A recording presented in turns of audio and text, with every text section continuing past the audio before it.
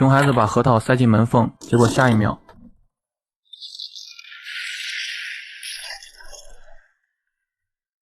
倒个太阳的！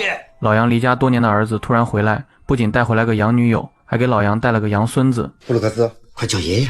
老杨传统的观念受到强大冲击，你把小子的脸，都丢尽了。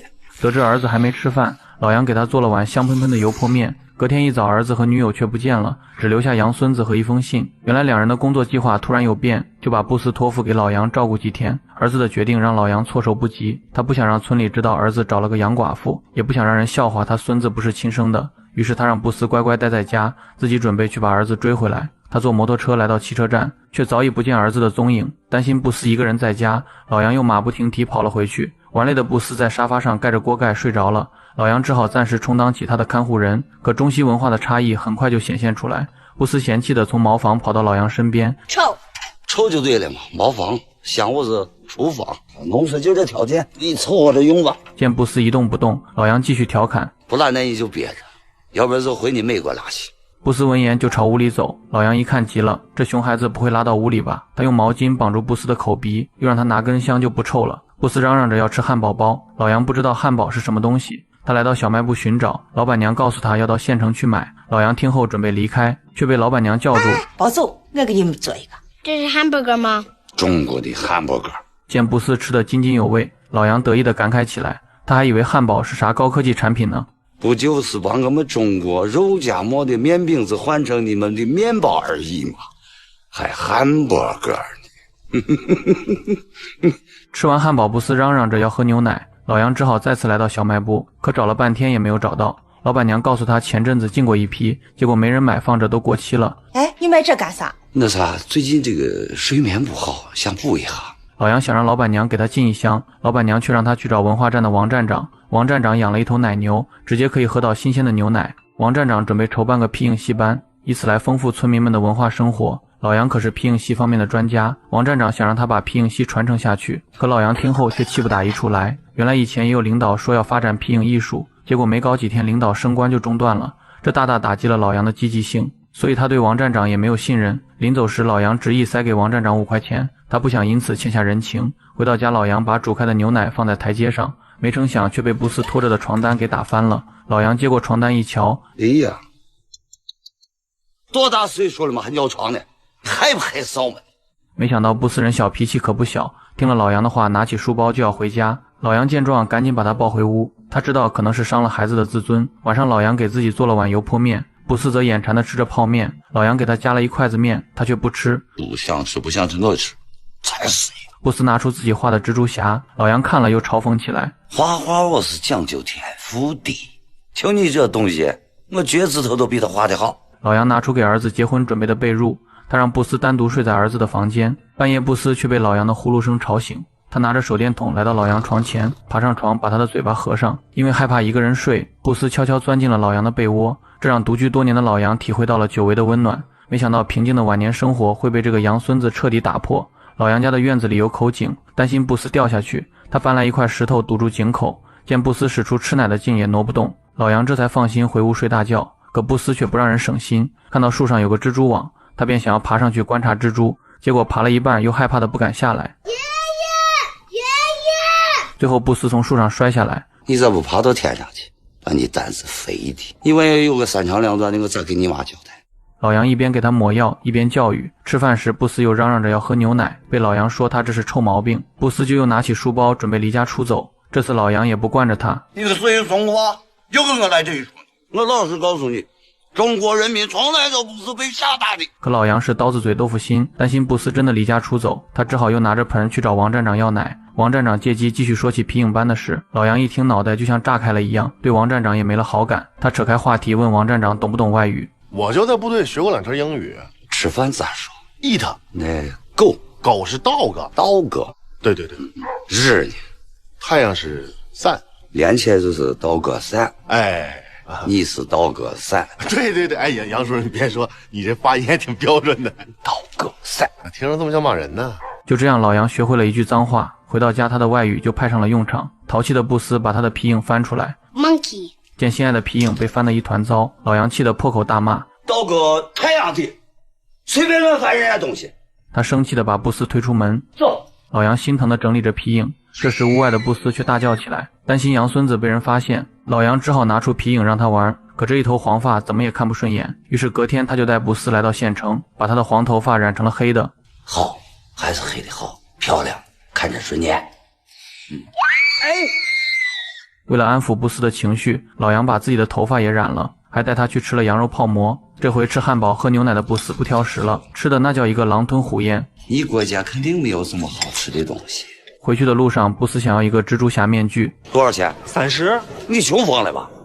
一个破布就30块钱。老杨拉着布斯就要离开，可布斯说什么也不走，最后老杨只好妥协，给他买了面具。你说你要不是个外国人多好，即便是拖着油瓶子我也认了。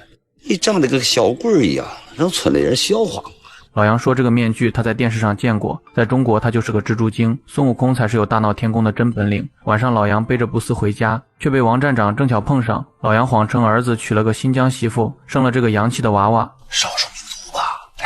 王站长又聊起了皮影班的事，他已经联系好了其他老皮影艺人，只要老杨答应出山，其他人就都愿意跟着去。王站长是真的想把皮影艺术传承下去。咱这皮影现在可是濒危艺术，世界文化遗产了。如果老杨再不出手挽救，那这子孙后代可就再也看不着皮影了。老杨被王站长的真诚打动，他带着布斯去了新成立的皮影班。老杨耐心给大家讲解制作皮影的过程。晚上他和一群老伙计在家里喝酒庆祝，大家决定把皮影艺术重新振兴起来。布斯想妈妈了，老杨就带他去小卖部给妈妈打电话。妈妈告诉布斯过几天他就回去，让他乖乖听爷爷的话。可调皮的布斯却继续闯祸，他把老杨手里的核桃偷偷换成鸡蛋，然后放在门板里面挤，结果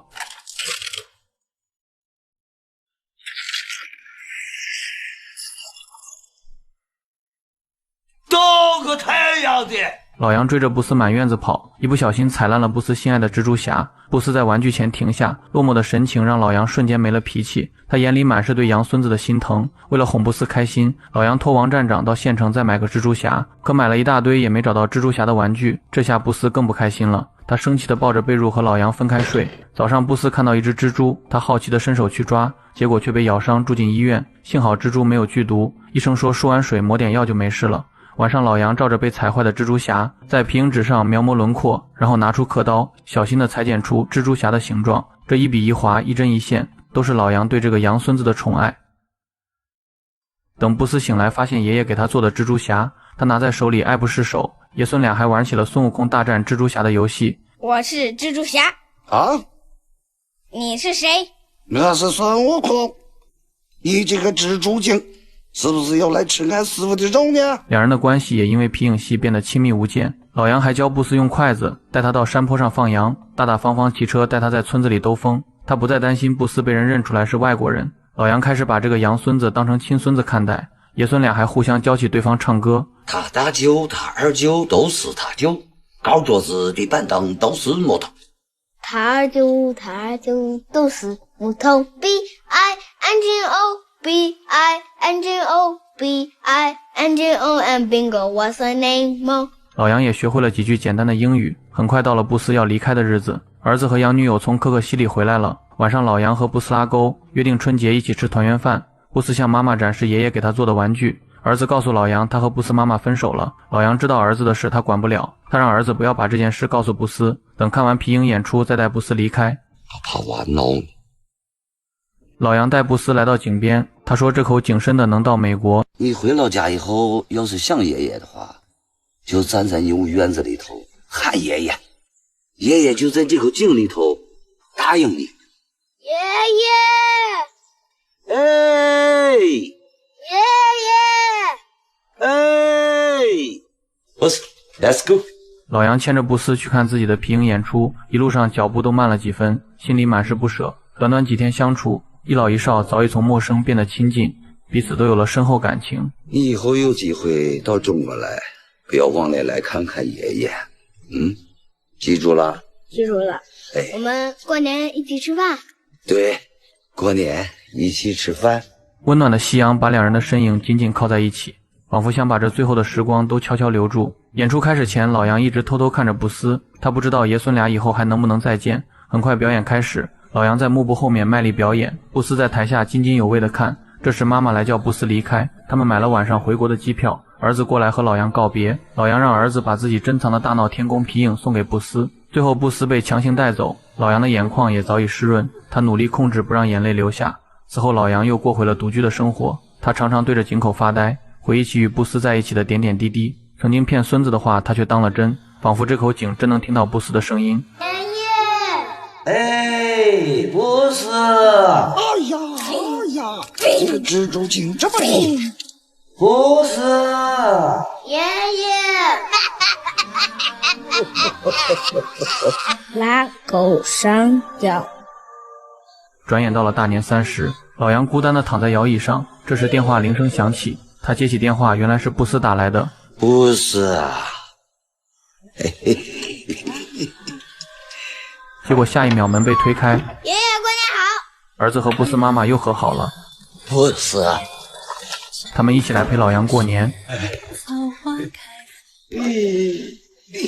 老杨和布斯没有半点血缘关系，却在短短相处里把彼此当成了最亲的家人。真正的亲情从不是靠血脉绑定，而是陪伴出来的真心，理解出来的温暖，牵挂出来的不舍。文化不同，习惯不同，语言不同都没关系，爱能跨越一切距离。愿我们都能珍惜身边那些没有血缘却真心待我们的人，愿每一份真诚的陪伴都能被好好记住。你的身旁